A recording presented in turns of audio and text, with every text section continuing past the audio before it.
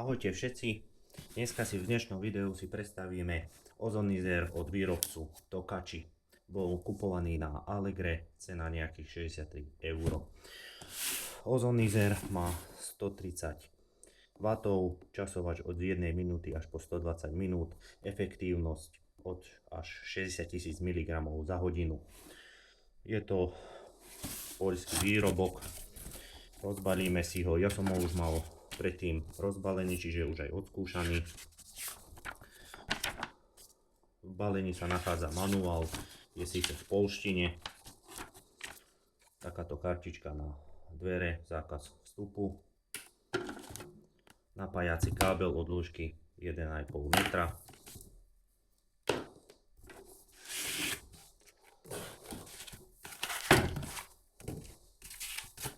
samotný ozonizer je ľahký, tlačidlo zapnutie, vypnutie, daný časovač od 1 až po 120 minút. Ozonizer je celkom pekný, dobrý vzhľad, nápis Tokachi. Daný výrobný štítok sa nachádza na zadnej strane.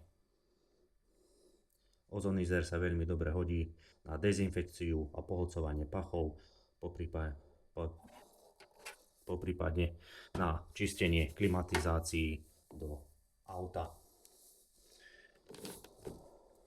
Môžeme si ho teraz zapnúť, ako funguje.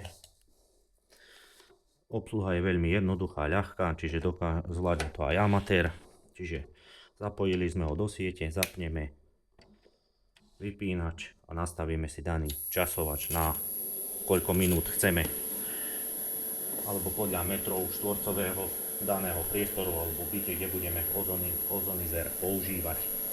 Ja som ho predtým už používal aj v aute na čistenie klimatizácie, čiže klimatizácia po použití ozonizera bola čistá, bez zápachov a pachov, čiže vlastne po vypnutí klimatizácií v aute klimatizácia už nezapáchala. Taktiež už bol použitý aj v byte, v izbe, čiže cítiť, že ozonizer vlastne vytvára taký zápach vlastne z tých ozonizačných doštičiek. Čiže ozonizer je celkom dosť silný, efektívny, nakoľko má 60 000 mg za hodinu efektívnosť. Hodí sa do veľkých aj priestorov, garáži, vlastne kde chcete dezinfikovať alebo odstrániť pachy, do ordinácií, používa sa aj v zdravotníctve. Čiže teraz ho môžeme vidieť, ako vlastne funguje. On dozadu vytvára ten ozón a vlastne obsluha je jednoduchá, to zvládne, ako hovorím, každý. Ak by ste niečo chceli vedieť, v prípade bližšie nejaké informácie ohľadom ozonizéra, tak mi kľudne napíšte, nechajte komentár, poprípade nechám link, kde som to kupoval. Kupoval som to síce na Allegre, ale nechám vám odkaz, takže ak by vás niečo zaujímalo, ak by si to chcel niekto kúpiť do budúcna, tak nechám link v popise. Zatiaľ ďakujem, ak sa vám video páčilo, dajte like, odber, ahojte, čaute.